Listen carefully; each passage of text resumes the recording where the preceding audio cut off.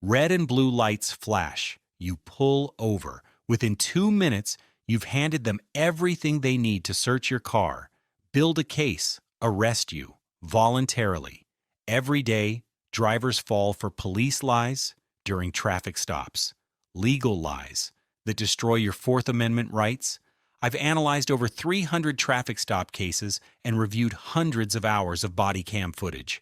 I've identified the 10 most common lies officers use to manipulate drivers. This video shows you these lies, why they work, and exact words that shut them down legally. This is educational content only. For specific guidance, consult a licensed attorney in your jurisdiction. Lie number 1. I smell marijuana. The mistake is believing this gives automatic search authority. Picture this. Officer pulls you over for a taillight. You hand over documents. Everything's fine. Then, I'm detecting an odor of marijuana. Most drivers freeze, thinking it's over. Some explain, others consent, thinking they have no choice. Why? For decades, marijuana smell did give automatic probable cause. But here's the legal reality now. Multiple states, including Florida, Maryland, and Virginia, have ruled marijuana smell alone is no longer sufficient probable cause. Why? Hemp is legal, medical marijuana is legal, and officers can't distinguish the smell. Florida's Williams v. State from 2024 ruled cannabis odor standing alone doesn't establish probable cause. The evidence problem is massive. Body cams can't record smell. No objective verification.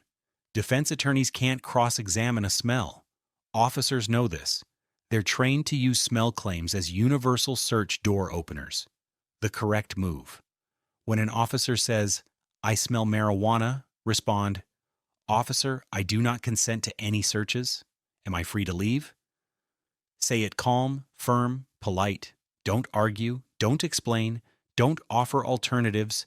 Just invoke your Fourth Amendment right clearly. I do not consent to any searches. Am I free to leave? Why this works. Creates a clear body cam record of no consent. Forces the officer to articulate additional facts beyond smell. Establishes you know your rights, making officers cautious, wrong way. Officer says, "I smell marijuana."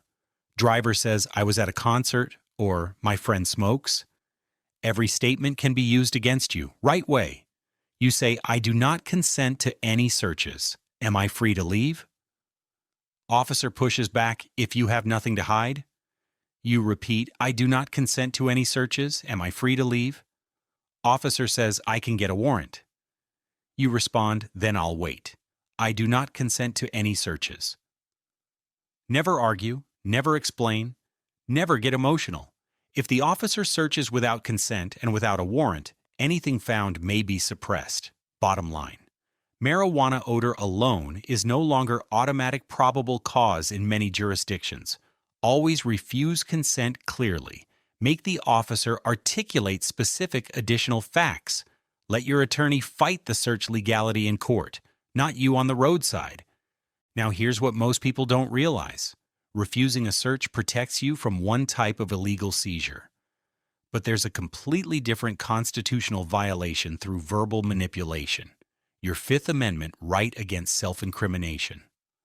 Lie number 2 is where officers transition from searching your car to searching your words for incriminating statements. Lie number 2. This will go easier if you just cooperate. The mistake is thinking cooperation means answering questions. Picture this. Officer has your license. He's writing the ticket. Everything's done. Then, this will go easier if you cooperate and answer some questions. Sounds reasonable. Most drivers think cooperation means reducing the ticket, avoiding arrest, getting out faster. Why do people fall for it?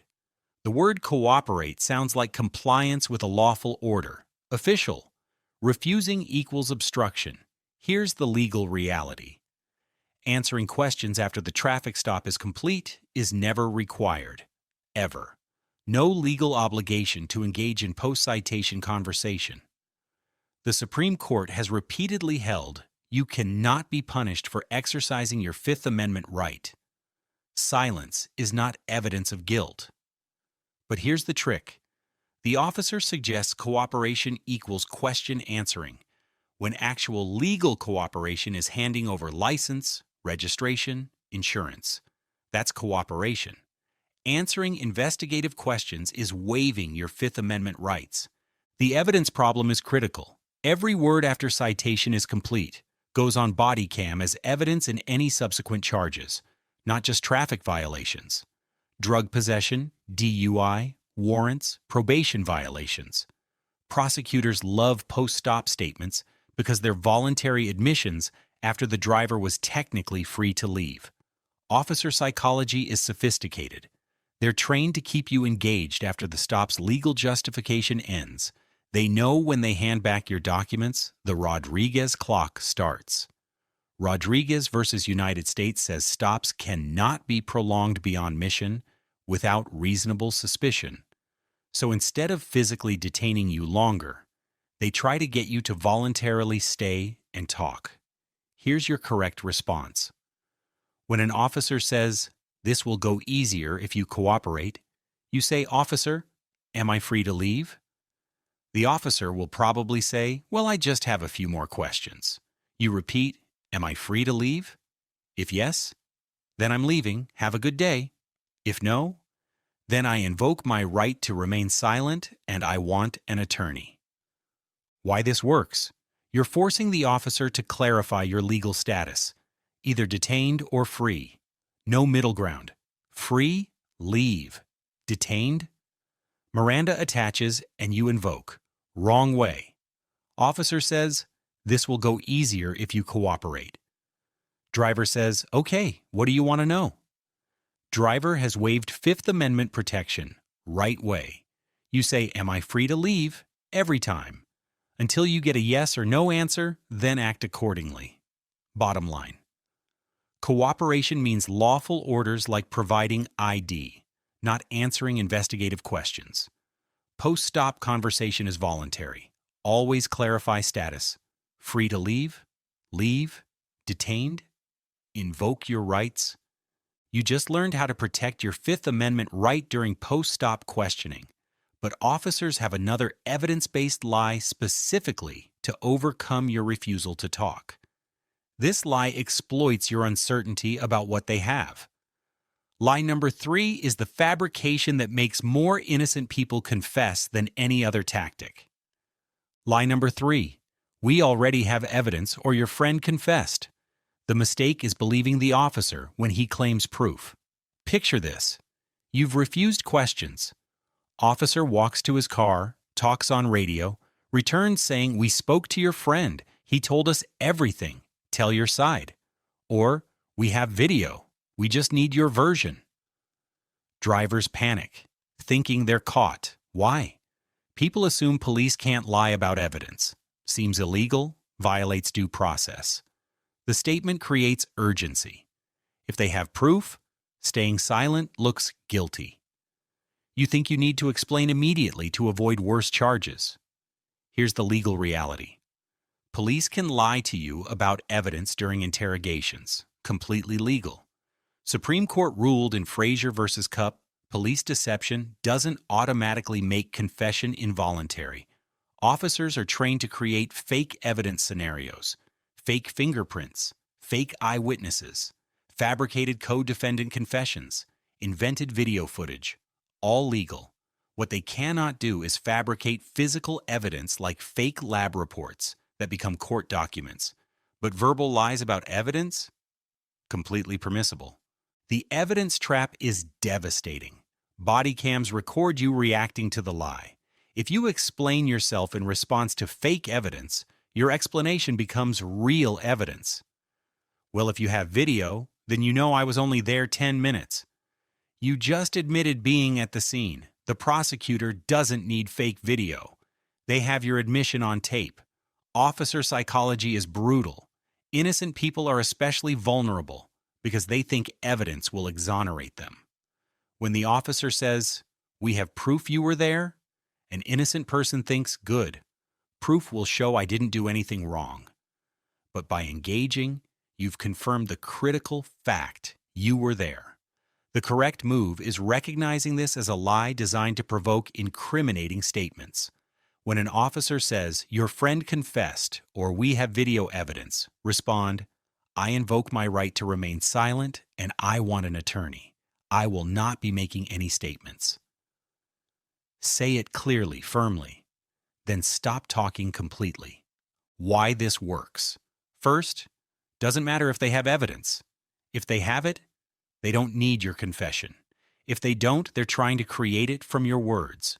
Either way, talking helps them, not you. Second, invoking terminates the interrogation legally. Once you clearly request an attorney, questioning must stop under Miranda. Third, prevents you from making statements that contradict later. Wrong way. Officer says, "Your passenger told us you have drugs." Driver says, "He's lying. I don't have drugs." Or, "Well, there might be something, but it's not mine." Both are admissions. Both are now evidence. Right way. You say, "I invoke my right to remain silent and I want an attorney." Remain silent through all additional pressure. Bottom line. Police can legally lie about evidence. Never believe claims about confessions, video, forensics, witnesses. These lies provoke confirmations that become real evidence. Invoke Fifth Amendment and request counsel immediately. That Fifth Amendment protection prevents verbal evidence. But most drivers don't realize when they're in an interrogation requiring protection, because officers use lie number 4 to blur the line between casual conversation and custodial interrogation. They make you think you're free when you're detained and questioned, in a way requiring Miranda warnings. Lie number 4. You're not under arrest, just having a conversation. The mistake is believing no handcuffs means free to go. Picture this: officer has you out of your car, asking questions about where you've been, where you're going, who you were with, standing roadside. Officer says you're not under arrest, just trying to figure out what's going on, just having a conversation. Most drivers think, okay, informal, not custody, just explain and leave. Why? They equate under arrest with handcuffs and being told you're arrested. Legal reality is complex. Supreme Court in Berkemer versus McCarty established routine traffic stops aren't custodial for Miranda initially. But the analysis is whether a reasonable person would believe they're free to leave. If no, you're in custody. Once in custody and being interrogated, Miranda warnings are required for statements to be admissible. The lie is the framing. Officer says just talking to make you think it's voluntary, but if you tried to walk away, would they let you? If no, then you're detained. That's custody. Evidence problem is statements made during unacknowledged custody can still be used if the court later determines you weren't in custody. Burden is on defense to prove custody. Meanwhile, your statements are on body cam, being used as evidence. Psychology behind this lie is creating appearance of voluntariness. If officer can make it seem like you chose to stay and talk, Miranda doesn't apply. Trained to avoid triggering Miranda by not formally arresting until after they've gotten information. Gray area. Detained but not formally arrested. Questioned but supposedly not interrogated. Here's your move. When officer says not under arrest, just talking, clarify your status. Ask directly, "Am I free to leave right now?" Yes or no question. Officer must answer. If yes, leave immediately. Don't keep talking. Just leave. If no, immediately invoke. Then I invoke my right to remain silent and I want an attorney. Why this works: you're forcing officer to acknowledge legal status on camera. Either he admits you're free, you exercise your right to leave, or he admits you're detained, you invoke Fifth Amendment protection, and Miranda requirements kick in. Officer loses the gray area. Wrong way. Officer says, Not under arrest, just talking. Driver says, okay, I was at my girlfriend's house. Voluntary alibi information without Miranda warnings. Right way. You say, am I free to leave? Force the yes or no. Then act accordingly. Bottom line. Don't let conversational framing deceive you about legal status. Force clarity. Free or detained? If free, leave. If detained, invoke. Never accept middle ground of just talking, because that's where rights disappear without protection.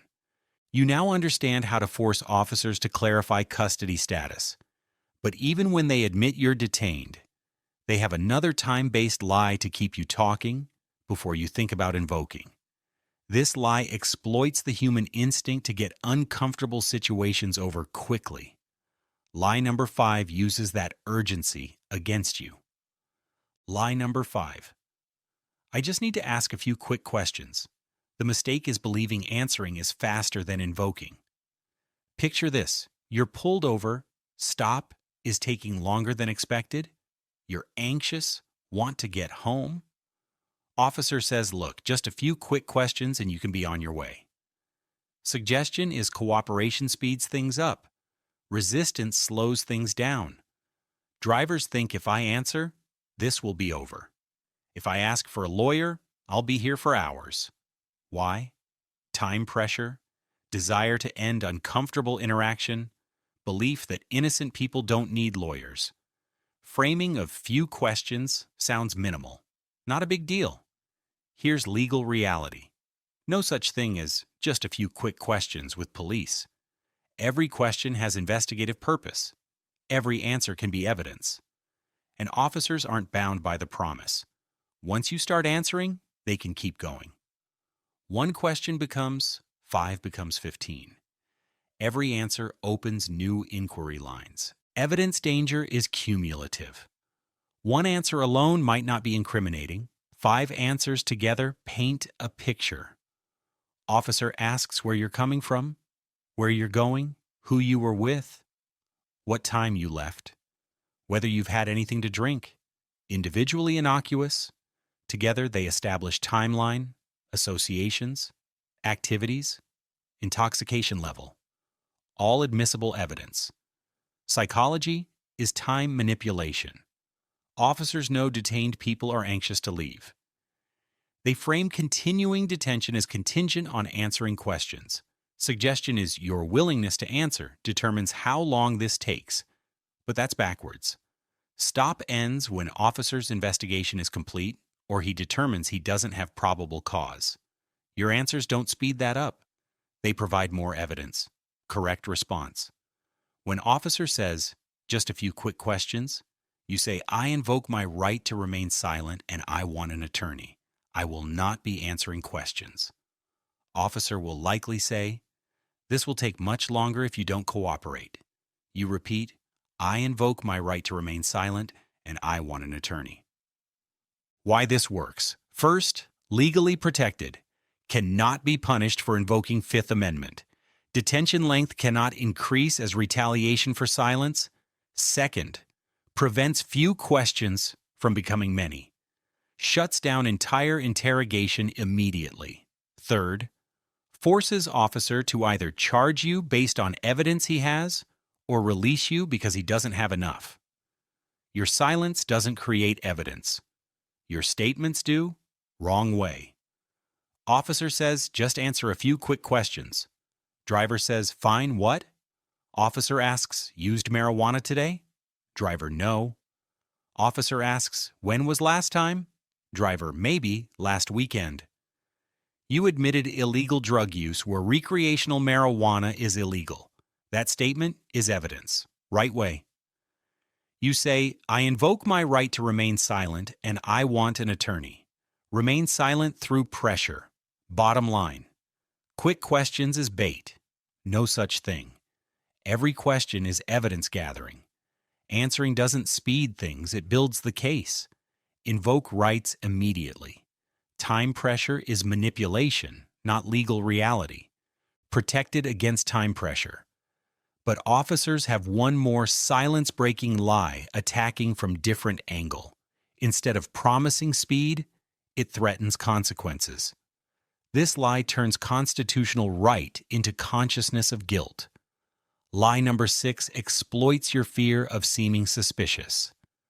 Lie number 6. If you don't talk, it makes you look guilty. The mistake is thinking exercising rights creates suspicion that can be used legally. Picture this. You've invoked right to remain silent. Officer leans in. You know, innocent people don't usually refuse questions. Fact that you won't talk makes it look like you're hiding something.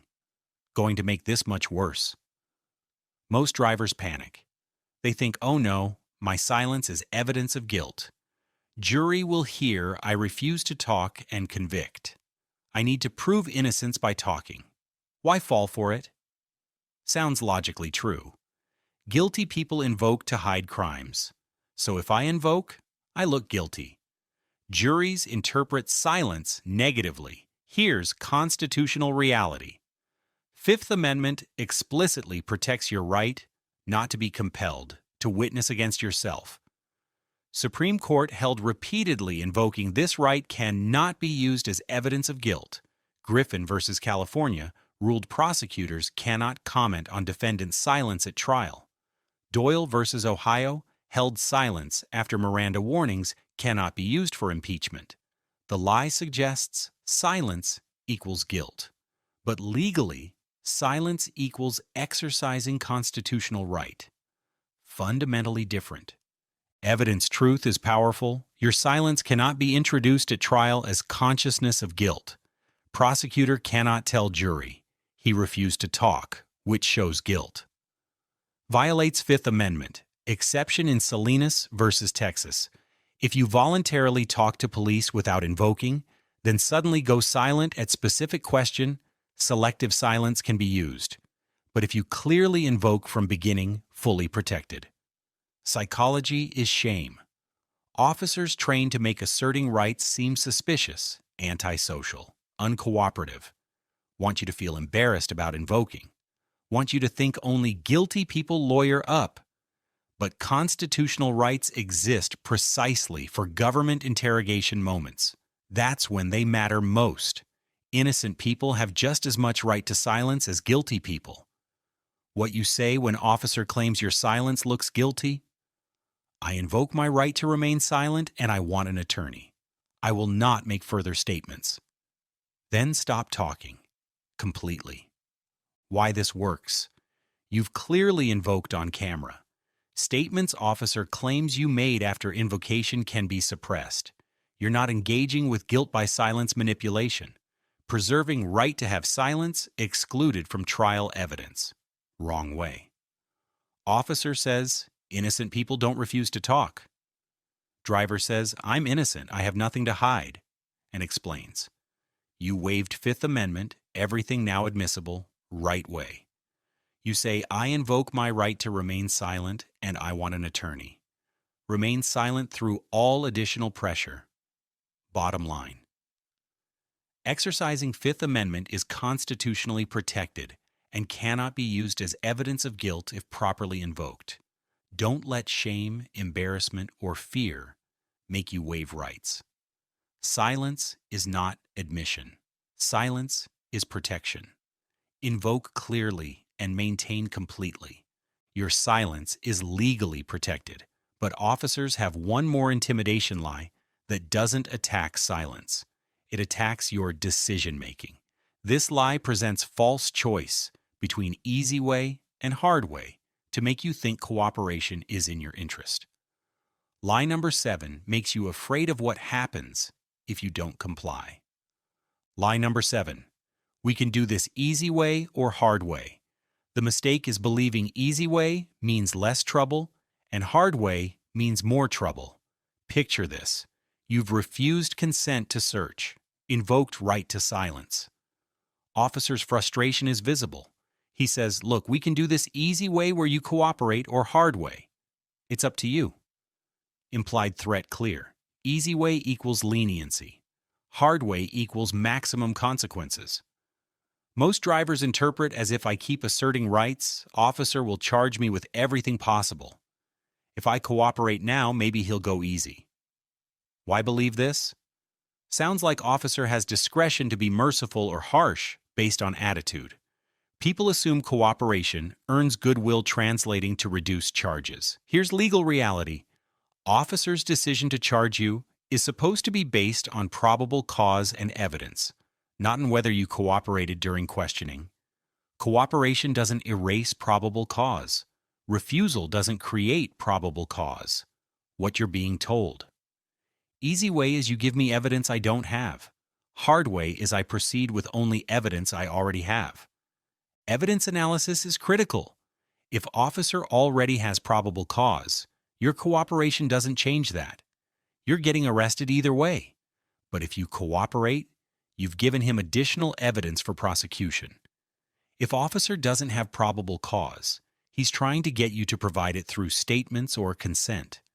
Your cooperation creates case. Your refusal means he has to release you because he doesn't have enough. Psychology is manufactured choice. You're presented with two options as if you control outcome. But it's false binary. Real choice is whether you help build case against yourself or make state prove case with evidence they have. Response when you hear easy way or hard way. Officer, am I free to leave? If no, then I invoke my right to remain silent and I want an attorney. Don't engage with easy hard framing. Clarify status and invoke rights. Why this works. Officer has no additional leverage. Either has evidence to charge you or doesn't. Cooperation won't reduce charges if he has evidence. Non-cooperation won't increase charges if he doesn't have evidence. Cooperation gives him statements he didn't have. Refusing keeps evidence limited, wrong way. Officer says easy way or hard way. Driver says, I'll do easy way, what do you need? Driver explains everything. Officer has recorded statement to pick apart for inconsistencies. Right way. You say, am I free to leave? If not detained, then I invoke my right to remain silent and I want an attorney. Remain silent, bottom line. Easy way versus hard way is psychological manipulation, not legal reality. Easy way is you building prosecution's case. Hard way is state having to prove charges with evidence they possess. Stay silent. Invoke rights. Those are 7 major lies. Now 3 more critical lies rapid fire. Lie number 8. You have to roll your window all the way down. False. Most states only require you roll it down enough to pass documents and communicate. 2 to 4 inches is sufficient. If officer demands all the way, ask what is the legal basis, then comply under protest. Lie number 9. I can hold you here as long as I want. False. Rodriguez says stops cannot be prolonged beyond mission without reasonable suspicion. If kept detained after citation, ask, am I detained or free to leave? If detained, what is reasonable suspicion? Make him articulate on camera. Lie number 10. If you're innocent, you don't need a lawyer. False. 6th Amendment exists to protect innocent people from government power. Innocent people are especially vulnerable because they think truth will set them free. Police interrogations aren't about finding truth, they're about gathering evidence. Your innocence is irrelevant to whether you should invoke counsel. More important that innocent people invoke. Core principle that unifies all 10 lies. Police are legally allowed to lie to you during traffic stops and interrogations. That's established case law from Frazier versus Cupp. The only defense is knowing your rights and invoking them clearly. Remember these 4 critical phrases. Number 1, am I free to leave? This clarifies your status. If yes, leave immediately. If no, you're detained. Number 2, I invoke my right to remain silent or I plead the 5th. Clearly invokes 5th Amendment protection. Silence alone is not enough after Salinas versus Texas ruling. You must explicitly invoke. Number 3, I want a lawyer or I want an attorney. Immediately ends interrogation. Cannot be ambiguous. I think I should talk to a lawyer is not sufficient. Be direct. Number 4, I do not consent to any searches. Clearly refuses Fourth Amendment waiver. Must be stated unambiguously. Here's what you do right now. Save this video. Practice these phrases out loud. Print them on a card you keep in your car. When you're actually in a traffic stop, your adrenaline will be high, thinking clouded, instinct will be to comply. You need these phrases memorized and automatic. Remember, this is educational content only, not legal advice for your specific situation.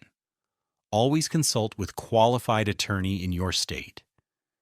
If this video helped you understand your rights, like this video, subscribe to this channel, hit the bell, share this with everyone who drives.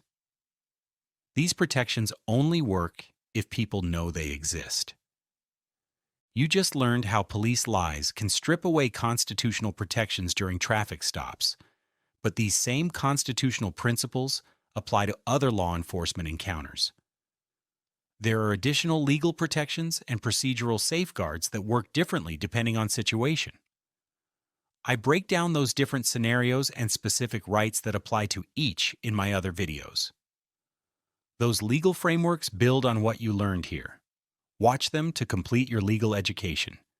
They're showing on screen now. Let me know in comments where you're watching from and what time it is right now. Your rights don't depend on location, but the way different jurisdictions interpret them can vary. The more we share information about how these stops play out in different states, the better we can protect each other. Knowledge is the only defense against lies designed to look like law. Know your rights, invoke your rights, protect your rights.